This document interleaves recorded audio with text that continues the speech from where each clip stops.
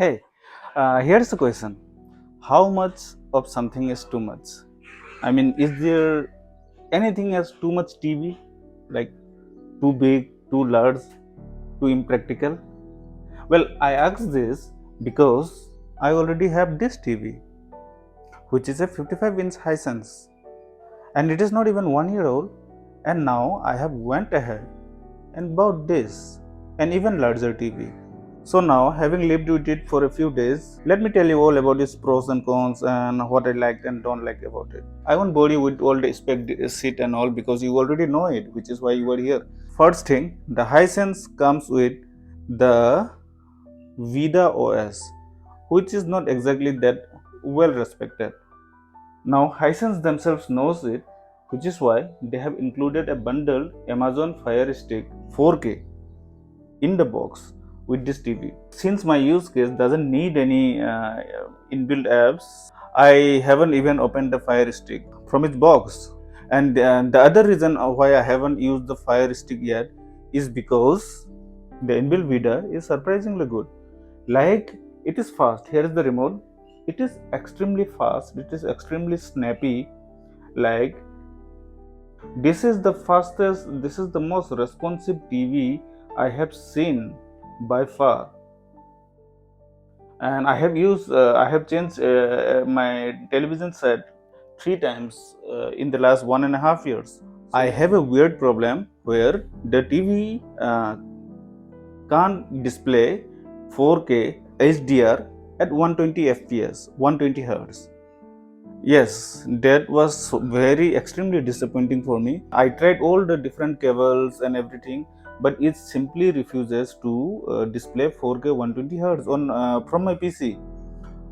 As soon as I change the resolution, something turns itself off. If I turn HDR on, the refresh rate changes, and if I try to force HDR at 120 FPS, the computer retains its resolution of 4K, but the actual output turns into 1080p, which is surprising because it can do so from the PS5. From the PS5, no problems at all. VRR, ALM, everything works excellently. So I have to choose between either HDR or 120 FPS.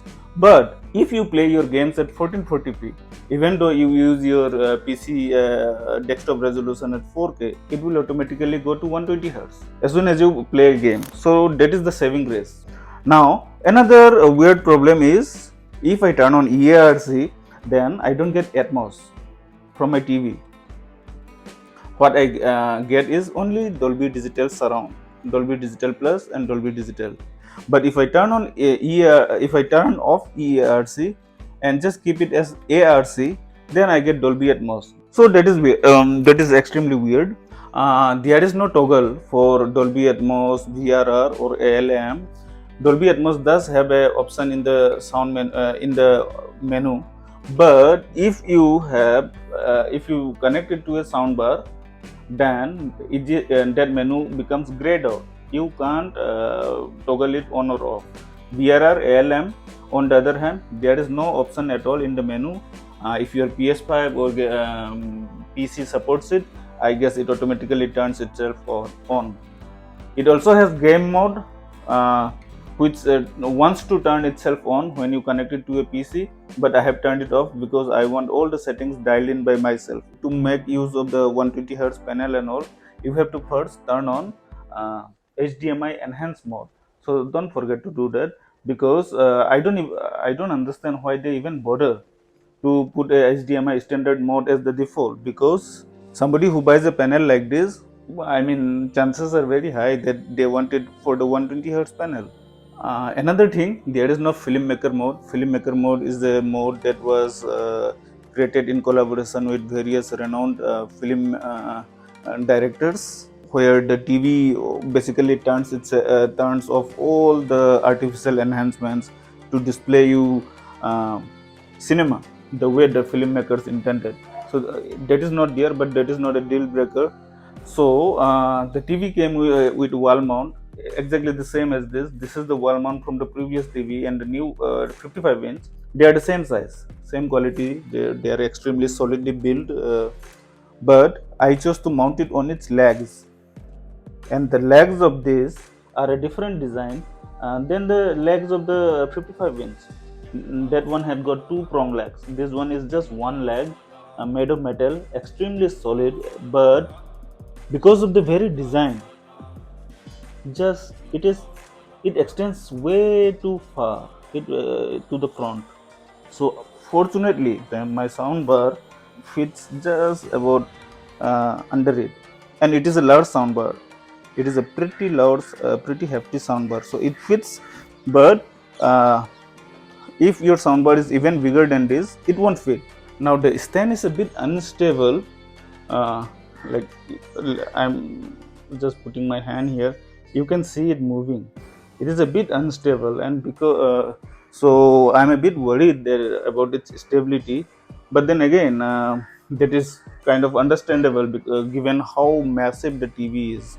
Now this TV also comes with a built-in photosensitive chip, which regulates Dolby Vision AI and HDR10 AI intelligent, which what it does is basically it measures the light in your room and the ambient lighting conditions, and it tunes the color of the TV accordingly. Now, if you can't be bothered to change the picture settings every single time that the lighting changes, then I guess that is a good option. But for me, I like to tweak every single parameter, picture parameter on my own. So I haven't used it yet. So yeah, that's about it for the negatives. Now among the positives, and there is a lot of good things I have to say about this TV in contrast to the previous TV. Like for example, that even there is a lot of options. Like even the transparency of the menu, you can change it, and this may be a small thing, but I really like it. It comes with a mobile app. Vida has a mobile app. I installed the one for Apple iOS, and it works fine. But I haven't needed it to do anything. But you can even turn the TV on and off and everything. So about the inbuilt apps, some Indian streaming services are missing. Like Jio Hotstar is missing. It's not there on their store.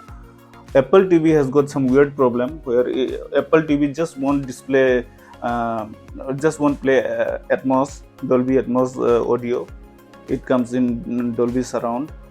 So yeah, the included Fire Stick is almost a necessity if you want to use the inbuilt apps for content consumption. So the TV also comes with built-in voice commands, and it goes above and beyond. Actually, I really love that it has got three. So here's the remote for you press this, and you keep pressing until you are done talking. So it has got Amazon Alexa, Google Assistant, and Vida's own voice recognition system built in. I tried the first two, and I defaulted to Google Assistant because it just seems to work a bit better at recognizing Indian accents. I'm not a big voice assistant user, even on my mobile phone, but I think I'll be using the voice assistant on this. It just makes life so much simpler. You don't have to type with this. One of my happiest surprises when after I bought this TV is that this input selection is very good. It stays where you play where you turned it off last time. It doesn't default to something else like the 55 inch. It stays where it is. So that's a good thing. Thumbs up for that. So yeah, those are my unfiltered impressions of the Hisense U7H, a 120 Hz panel. I never thought that I would be upgrading so soon to a 120 Hz panel and with a larger screen, 65 inch, so soon.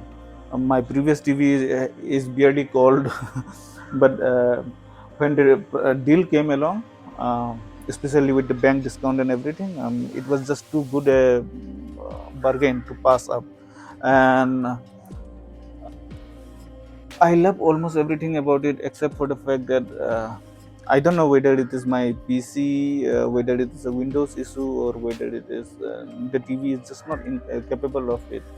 But other than the 4K HDR and 120 Hz together, other than the inability of my current setup to display that, I'm extremely happy with it. The picture quality, one small thing to note is that the picture quality looks a bit blurry, which is also kind of understandable because it is 4K.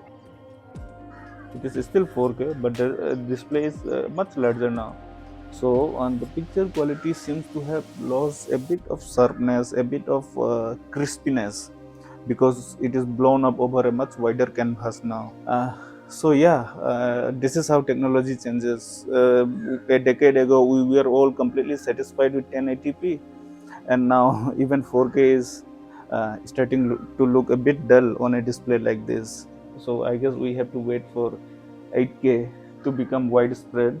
So yeah, that's the Hisense U7H, a ULED panel, not an OLED panel, with class-leading gaming features, and at 120 Hz panel at half the price. I mean, can there be a better deal than that? So if you have got the room, and if you have got the room for it, if you have got the space for it, go for it. I mean, there is not much to complain about with this TV, and I hope it serves me well for a very long time. Thanks for watching. If you have any comments, just ask me here in the comments. If you have any questions, ask me in the comments or on Twitter, and I will reply to you within 24 hours. Peace.